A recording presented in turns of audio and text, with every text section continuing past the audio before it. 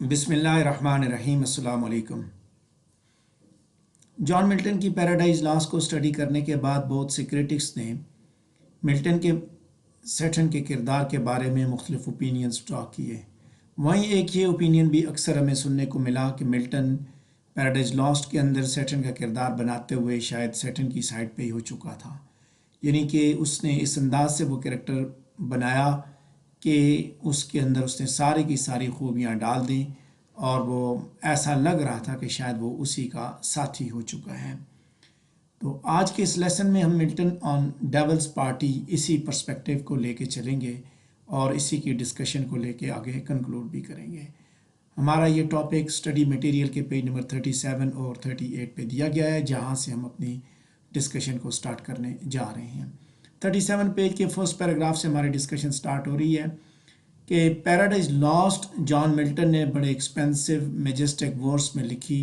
और इस किताब के अंदर उसकी सीरियस टोन मौजूद है और ये मीडिया सरस से शुरू होती है, यानी मिडल से, जिस तरह के होमर की एपिक पोएम्स स्टार्ट होती हैं। एपिक की ये एक बड़ी ख़ास खासियत होती है कि वो मिडल से हमेशा अपना आगाज़ करती है। जॉन मिल्टन की पैराडाइज लॉस्ट भी इंसान की क्रिएशन के बारे में अपनी दास्तान पेश करती है और उसके साथ साथ उसके फॉल के बारे में भी बताती है, और जब ये दोनों चीज़ें बताती है तो उस वक़्त वो कैरेक्टर्स को और प्लॉट को बाइबल के बियॉन्ड ले जाती है, बाइबल से भी हट के वो बयान करना शुरू कर देती है। मिल्टन जो है बेसिकली होमर की इलियड और वर्जिल की एनिड के जो स्टाइल और उसका जो ट्रेडिशन है उसके तरीके से लिखने की कोशिश करता है, और उसका मेन फोकस ये नहीं है कि वो हीरोइक मैन को बेसिकली दिखाए, बल्कि उसका असल फोकस, जो असल उसकी तवज्जो है, वो इंसान की स्ट्रगल और उसकी ट्रेजेडी पे बात करना है। पैराडाइज लॉस्ट की कहानी जो है वो जेनेसिस के,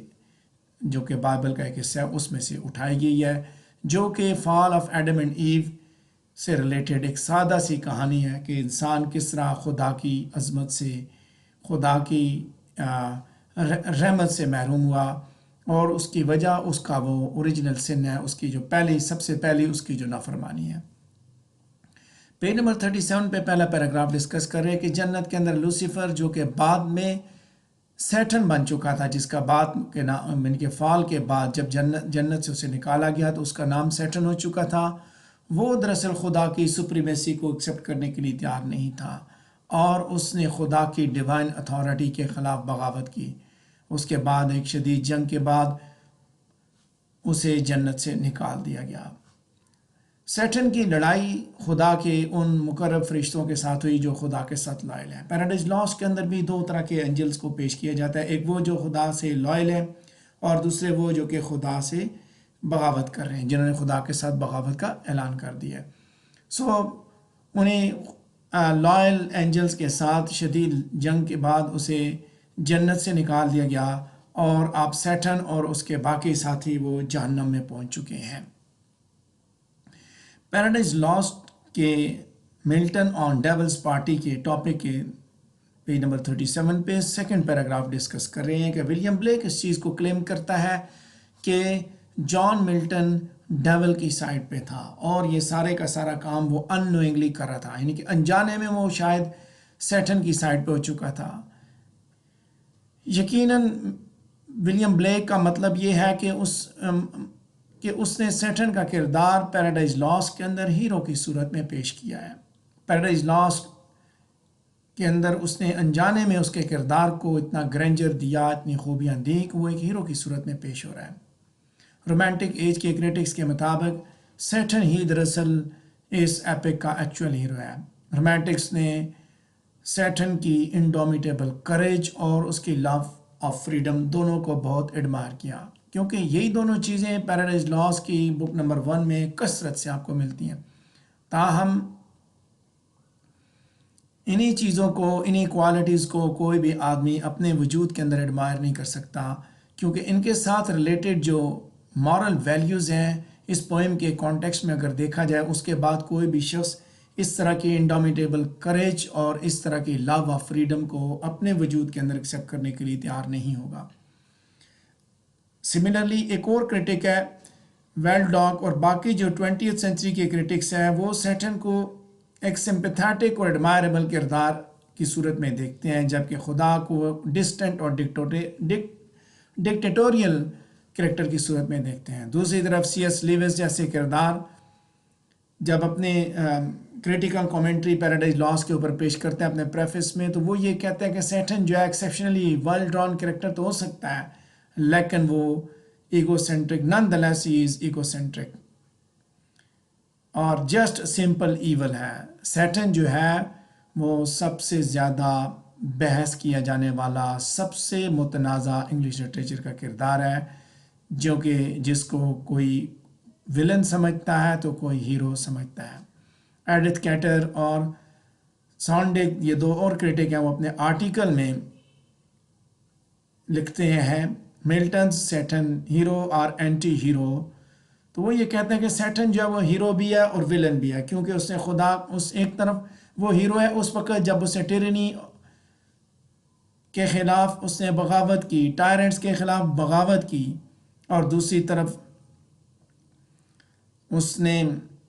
वो उसका भी और वो आज़ादी का प्रीचर भी है और साथ साथ वो अपने ही ईगोसेंट्रिसिज्म का कैदी भी है। यानी दोनों चीज़ें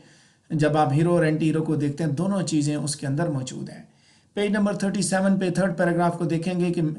मिल्टन ने सैटन को पैराडाइज लॉस्ट की बुक नंबर 1 के अंदर स्पेशली हीरोइक फिगर की सूरत में पेश किया। मिल्टन ये दिखाता है कि सैटन जो है बेसिकली लीडरशिप और ब्रेवरी की एक बेहतरीन मिसाल है, ताहम उसके साथ साथ उसकी वो स्टेट को भी वो दिखाता है, तो उस वक्त वो ये भी दिखाता है कि वो अपने प्रिंसिपल्स को किस तरह अप होल्ड करता है, और उसके साथ साथ उसकी जहन्नम में जो पोजीशन है वो भी पैराडाइज लॉस्ट की बुक 1 के अंदर दिखाई जाती है। तो हम ये लाइंस भी पढ़ते हैं कि all is not lost, the अनकंकरेबल will and the study of revenge, immortal hates and courage never to submit or yield what else is not to be overcome, that glory never shall his wrath or might extort me। Page number 37 पे हमारा चौथा paragraph होगा कि जो Milton के Milton ने paradise lost के अंदर सैटन का जो किरदार दिखाया, उसके हीरोइज्म को जब आप देखेंगे इस एपिक के अंदर, तो हमें ये पता चलता है कि सैटन अपने बिलीव्स के मामले में बड़ा ही केयरफुल है। वो अपने बिलीव्स की ही फेवर करता है, इवन दो वो सारे ऑड्स के साथ फाइट कर रहा है। सैटन जो है उसकी हाई साउंडिंग स्पीचेस को आप देखें, वो अपने बिलीव्स पे चल रहा है। इन स्पीचेस के ज़रिए जॉन मिल्टन उसे एक बेहतरीन किरदार दिखाता है और क्रिटिक्स उसको एक हीरो की सूरत में देखते हैं, लेकिन सैटन का हीरोइज्म फॉल्स है, क्योंकि ये फॉल्स एम्स के, फॉल्स बिलीव्स और अनवर्दी प्लान्स के ऊपर बेस करता है, जिनकी बुनियाद पे वो डिवाइन अथॉरिटी को शिकस्त देने की कोशिश करता है। ताहम इसमें कोई शक नहीं है कि मिल्टन जो है उसने अपने पोएटिक और ड्रामेटिक पार्ट्स को इस्तेमाल करते हुए सैटन को मुकम्मल तौर पे पेश किया। वेडलॉक की ये कमेंट्स उसके से Satan and the technique of degradation में कि सैटन जो है वो ऑलरेडी एक wilting under the doom of nonsense, that is brain is already in the process of decay. उसका दिमाग गुजरते वक्त के साथ साथ जवाल का शिकार हो रहा है। तो जब ये चीज़ आप देखते हैं सैटन के किरदार के अंदर या सैटन के किरदार की डिपिक्शन के अंदर, तो आपको मज़ीद उसका डिक्लाइन ही नज़र आता है, उसके किरदार की ग्रेजुअल डिक्लाइन नज़र आती है। हम ये नहीं कह सकते कि मिल्टन डेवल की साइड पे था। दरअसल मिल्टन ने उसको इतना बड़ा करके दिखाया जितनी उसकी पर्सनालिटी है, चूँकि वो सुपर नेचुरल कैरेक्टर है और उसने खुदा के साथ मुकाबला उसका करवाना था, लिहाजा वो उसके हिसाब से ही वो किरदार भी उसने बनाना था। पेज नंबर 37 पे सेकंड लास्ट पैराग्राफ के देखेंगे कि सैटन का किरदार, इसमें कोई शक नहीं कि पावरफुल कॉम्प्लेक्स कैरेक्टर है, और ख़ास तौर पे पैराडाइज लॉस्ट की किताब नंबर जो बुक 1 है उसके अंदर जगह जगह हमें इस चीज़ के इशारे मिलते हैं। जॉन मिल्टन ने सैटन को कुछ वर्सेस के अंदर इस एपिक के हीरो की सूरत में डिपिक्ट किया, और कुछ लाइंस के अंदर वो ये दिखाता कि सैटन जो है एक मैनिपुलेटिव, ट्रिकिश और लाइंग इंडिविजुअल है। सैटन को انتقامی شخص کی صورت میں بھی دکھایا جاتا ہے کہ ایون دو اس کو سزا مل چکی، اس کو جنت سے نکالا گیا، اس کو جہنم میں پھینک دیا گیا، لیکن آج بھی وہ اپنے مقاصد میں پہ فرم ہے، ڈٹا ہوا ہے، اور اس کا جو اور وہ مقاصد اس کے کون سے ہیں؟ بغاوت، کہ وہ آج بھی ہٹ درمی سے اپنے بغاوت پہ تلا ہوا ہے، خدا کے ساتھ مقابلے کے لیے تیار بیٹھا ہے، بجائے اس کے کہ وہ اپنی بات سے رجوع کر لے، وہ چھوڑ دے، خدا کی بغاوت سے توبہ طائب ہو جائے، ایسی بات نہیں ہے۔ مزید برآں سیٹن جو ہے اس کے مشن کو دیکھا جائے تو وہ بہت بڑے ہیں، تو آپ اسے یعنی کہ وہ جنت کے اندر غلامانہ زندگی گزارنے سے وہ جہنم کے اندر رولر بننا زیادہ بہتر سمجھتا ہے۔ دیٹس وائی وہ یہ کہتا ہے کہ to reign is worth ambition though in hell, better to reign in hell than serve in heaven. Page number 37 پہ آخری پیراگراف دیکھیں گے، جان کیری اپنی کتاب دا کیمبرج کمپینین میں یہ آبزرو کرتا ہے کہ سب سے جو سوٹیبل ٹرم جو کہ سیٹن کے کردار کو ڈپک کرنے کے لیے استعمال کی ہے وہ ہے depth. Depth in a fictional character depends on the degree of ignorance being sustained in the reader. کتنی گہرائی ہے اس کردار کے اندر، کتنی گہرائی ہے، کہتا ہے کہ ایک فکشنل کریکٹر کے اندر آپ گہرائی کو دیکھیں کہ انسان اس کو ابھی تک سمجھ نہیں پایا ایلوئنس، اور he must be created that the character has levels from us the observers، یعنی کہ وہ کردار کی گہرائی کی بات کریں۔ اگر آپ سیٹن کی سپیچز کو آپ انالائز کریں تو بہت سے ایونینز ہیں اس کے پارٹ پہ جو اور جہاں پہ وہ کلیم کر رہا ہے جن کو آپ ایویڈنس کے طور پہ لیتے ہیں، اور اس کی سپیچ کا جو لاجک ہے وہ انسیکیور ہے نیچرلی۔ سیٹن جو ہے ایک لاسٹ ساؤل ہے جس کے اندر اب امید کہیں پہ بھی موجود نہیں ہے، اور سیٹن جو ہے ایک یونی ڈائریکشنل کیریکٹر ہے، لیکن اس کے ساتھ ساتھ سیٹن جو ہے ایک یونی ڈائریکشنل کیریکٹر نہیں ہے بلکہ ملٹی ڈائریکشنل کیریکٹر ہے، جہاں اس کے اندر مثبت خوبیاں ہیں تو وہیں ساتھ ساتھ منفی خامیاں بھی ہیں، یعنی کہ مثبت اس کے کردار کے اندر کے مثبت پہلو جہاں موجود ہیں وہاں منفی پہلو بھی موجود ہیں۔ در حقیقت بحیثیت ریڈر ہم کبھی بھی سیٹن کے ساتھ اپنی ہمدردی کو ایکسپریس نہیں کر سکتے، کیونکہ اس کا مقصد بیسیکلی اپنے فالورز کو اپنے گرینڈ سپیچز کے ذریعے مس گائیڈ کرنا اور ان کو ڈیسیو کرنا ہے۔ وہ اپنے ماننے والوں کو ہی دھوکہ دے رہا ہے، یعنی کہ صرف خود جہنم میں نہیں آیا بلکہ ان کو بھی اس چیز پہ ڈٹا رہنے کا درس دے رہا ہے کہ وہ بھی جہنم میں ہی رہیں، اس کے ساتھ رہیں۔ پیج نمبر 38 پہ پہلا پیراگراف ڈسکس کریں گے کہ سنس ملٹن اپنے آپ کو ایک سخت قسم کا مذہبی کرسچن سمجھتا تھا، مذہب پہ کاربند رہنے والا آدمی سمجھتا تھا، لہٰذا اس چیز کو ایکسیپٹ کرنا بڑا مشکل ہے کہ اس نے پازیٹیو رول ماڈل کے ساتھ سیٹن کا کردار جو ہے وہ کرافٹ کیا ہوگا، جان بوجھ کے کرافٹ کیا ہے پازیٹیو رول ماڈل کے ساتھ۔ جب آپ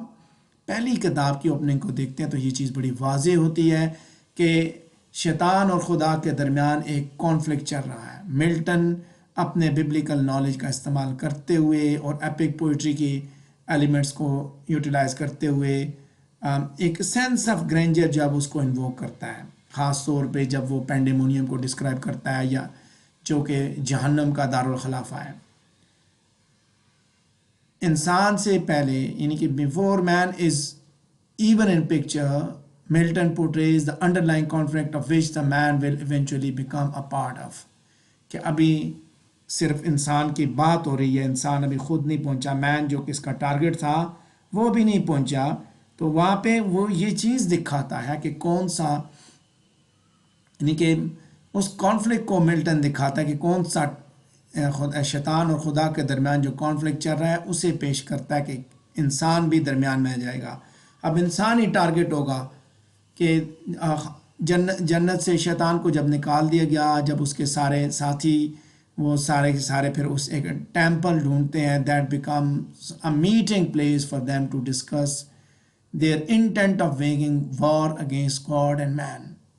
پینڈیمونیم وہ ایک ٹیمپل بن چکا اور اس جگہ پہ وہ اکٹھے ہوتے ہیں، وہ میٹنگ پلیس ہے ان کا، اور وہیں پہ بیٹھ کے وہ خدا اور انسان کے خلاف اپنی جنگ کا اعلان کریں گے۔ انسان ابھی اس چیز سے یعنی کہ وہ معرض وجود میں بھی شاید نہیں آیا، اس سے پہلے ہی وہ اس کے لیے تیاریاں کرے گا جو چیز اس نے بنائی، یعنی خدا کے جو پلانز ہیں ان کو وہ ان کو خراب کرنے کی کوشش کر رہا ہے، نعوذ باللہ۔ پیج نمبر 38 پہ سیکنڈ پیراگراف دیکھیں گے کہ جب اپنی ڈسکشن کو آگے لے کے چلتے ہیں تو کریٹکس یہ سوچتے ہیں کہ سیٹن کی جو پرائیڈ ہے بیسیکلی وہ ملٹن کی اپنی پرائیڈ ہے، اس کی کاپی ہے۔ ویڈ لاک جو ہے مسٹر لیوس کو یہی مینشن کرتا ہے کہ سیٹن کے اندر ہم ملٹن کی اپنی پرائیڈ، میلس، فالی، مزری اور لاسٹ کو دیکھتے ہیں۔ دوسرے الفاظ میں یہ بات بھی غلط نہیں ہوگی، ملٹن نے اپنی ذات کا یعنی کہ اپنے کردار کی بہت سی چیزیں وہ سیٹن کے اندر ڈالیں۔ کرٹکس اس بارے میں یہ اوپینین دیتے ہیں بک 1 کے بارے میں کہ ملٹن جو ہے وہ اس کے اندر ہی justify the ways Satan to man rather than to justify the ways of God to man. اور کوئی آدمی بھی اس چیز پہ اگری کر سکتا ہے کہ بک 1 کے اندر ہم سیٹن کو گرینڈ سپیچز کی صورت میں دیکھتے ہیں، ڈیوائن اتھارٹی کے خلاف بغاوت کرتا ہوا دیکھتے ہیں۔ سو کریکٹر اینڈ ڈراما یہ دونوں چیزیں کلیم کرتی ہیں کہ ملٹن نے اپنے ہارٹ اینڈ سول لگائی سیٹن کا کردار بناتے ہوئے۔ جب آپ پہلی کتاب کو پڑھتے ہیں تو وہاں آپ کو ایسا ہی لگتا ہے کہ جو اس کی اپنی ذات کے اندر خامیاں موجود تھیں وہ ساری کی ساری اس نے سیٹن کے اندر ڈال دیں، اور سیٹن کا کردار اس نے ایک ٹرو ہیروئک ڈائمینشن کے ساتھ پیش کیا۔ لیکن پیراڈائز لاسٹ پوری کتاب تک ایک کتاب تک محدود نہیں، بلکہ ہم نے پوری کتاب کو دیکھنا ہے۔ جب آپ پوری کتاب کو دیکھیں گے تو سیٹن آپ کو کبھی بھی ہیرو نظر نہیں آئے گا۔ پیج نمبر 38 پہ ہمارا تیسرا پیراگراف چلے گا کہ اس کے ساتھ ساتھ ملٹن جو ایک ایسے کردار کو بناتا ہے who is someone we tend to appreciate and someone we want to see defeated as well، کہ ایسا کردار جس کی ہم تعریف بھی کرتے ہیں اور جس کو ہم شکست خوردہ بھی دیکھنا چاہتے ہیں۔ جان ملٹن نے اپنی ساری انرجی سیٹن کے کردار کو بناتے ہوئے لگائی، تو ہم یہ کہہ سکتے ہیں کہ سیٹن کا کردار کی کچھ لیئرز ہیں۔ جو چیز ہم ابھی غلط سمجھتے ہیں دوسرے پہلو وہ ٹھیک نظر آئے گی۔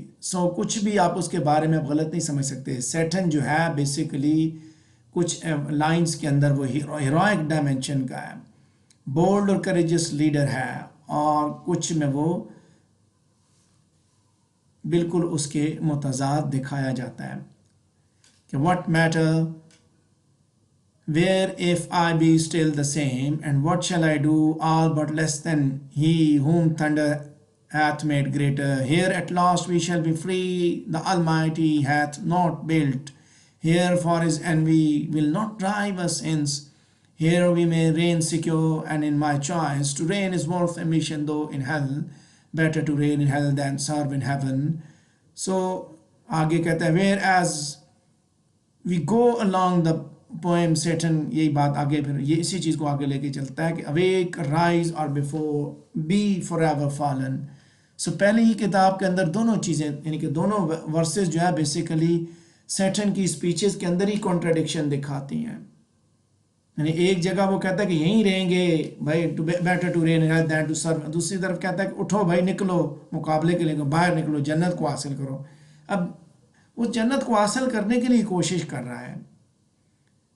نقصان پہنچانے کے انسان کو ایک طرف یہ، اور کنٹراڈکشنز اس کے اپنے کردار کے اندر موجود ہے۔ ملٹن کسی صورت میں بھی ڈیول کی سائڈ پہ نہیں تھا، اس نے ڈپکٹ اس لیے کیا کیونکہ اس نے basically wanted to glorify Christ. جب کرائسٹ کو گلوریفائی کرنا تھا تو اس نے سیٹن کا کردار اتنا بڑا کر کے دکھانا تھا کہ تاکہ باقی لوگوں کو وہ اس کی انسپائرنگ پرسنالٹی ملے گی، اور جب کرائسٹ سے شکست ہوگی تو ڈیفینیٹلی جو اسے شکست دے گا، سیٹن کو شکست دے گا، وہ اس سے سپیریئر ہوگا۔ آگے بڑھتے ہیں آخری پیراگراف کی جانب، پیج نمبر 38 پہ، کہ کنکلوزیولی ہم یہ کہہ سکتے ہیں کہ ملٹن جو ہے وہ ڈیول کی سائڈ پہ تھا تھرو آؤٹ پیراڈائز لاسٹ۔ ہم وہ ڈیول کی سائڈ پہ کس طرح تھا، اب یہ بھی ذہن میں رکھے گا کہ وہ ڈیول کی سائڈ پہ تھا، کیونکہ ہم جب اس کا کردار دیکھتے ہیں تو اس کے اگینسٹ، اس کے ذریعے وہ دکھاتا ہے کہ ڈیوائن اتھارٹی کے اگینسٹ وہ ریوالٹ کرتا ہے۔ ہم نے شروع میں بات کی تھی کہ اگر وہ بادشاہت کے خلاف بغاوت کر رہا ہے سیٹن کا کردار کی صورت میں اگر اس کے آٹوبایوگرافیکل ایلیمنٹس کو دیکھیں تو پھر وہ اس کی سائڈ پہ ہے، اگر مذہبی شخص دیکھیں تو وہ اس کی سائڈ پہ نہیں ہے، اگر یعنی کہ اس اتھارٹی خدا کے ساتھ یہاں پہ ریوالٹ دکھایا جاتا ہے، اگر ملٹن جو ہے وہ ڈیول پارٹی پہ نہ ہوتا تو اس نے سیٹن کے اندر یہ لیڈرشپ کوالٹیز نہ ایڈ کی ہوتی ہیں، کہ اس نے سیٹن کے اندر یہ کوالٹیز اس لیے لائیں کہ تاکہ وہ کیونکہ خدا کا اپنا جو ہے وہ ایک اسٹیچر ہے، اس اسٹیچر کے مطابق اس نے کردار دکھانا تھا۔ گلوریس ورڈز اس نے سیٹن کے دکھائے تو اس کے ذریعے اس کو لیڈر دکھانا چاہتا تھا کہ اس کے مقابلے کا کردار، تو ایسا لگتا ہے کہ بک 1 جو ہے وہ سیٹن کے کردار کے ارد گھومتی ہے، اور اسی کی بنیاد پہ ہم یہ بھی سمجھتے ہیں کہ سیٹن ہیرو ہے، اسی کی بنیاد پہ ہم یہ کہتے ہیں کہ سیٹن جو ہے ملٹن جب وہ سیٹن کے ساتھ ہے، لیکن دوسری طرف جب اس کی گرینڈیلوکنس دیکھتے ہیں، شیولری دیکھتے ہیں، یہ دونوں چیزیں اس طرح کی ہیں جو کہ پیراڈائز لاسٹ کے اندر موجود ہے۔ حقیقت یہ ہے کہ یہ کوالٹیز یہ بھی انڈیکیٹ کرتے ہیں کہ ملٹن جو ہے وہ ڈیول کی سائڈ پہ نہیں تھا۔ دونوں چیزیں ڈیول کی سائڈ پہ تھا تو اس کے لیے پہلو ہم نے دیکھے، پرسپیکٹیو دیکھے کہ اس نے کس طرح کا کردار بنایا، لیکن پھر جب اس کو اس نے پورٹری کیا بینگ اے پیورٹن، اور اس نے جو لڑائی دکھائی، جو جھگڑا دکھایا، اس کے اندر اس کی جو ڈی جنریشن ہے، اس کے ذریعے یہ بھی پتہ چلتا ہے وہ اس کے ساتھ نہیں تھا، چونکہ صرف اس نے اس کے مقابلے کا خدا کے ساتھ مقابلہ کرنے کے لیے اس کردار کو اس نے اتنا بڑا کر کے پیش کیا۔ اسی کے ساتھ ہمارا یہ ٹاپک بھی کمپلیٹ ہوا۔ اگر آپ کے ذہن میں کوئی سوال آتا ہے تو آپ پوچھ سکتے ہیں۔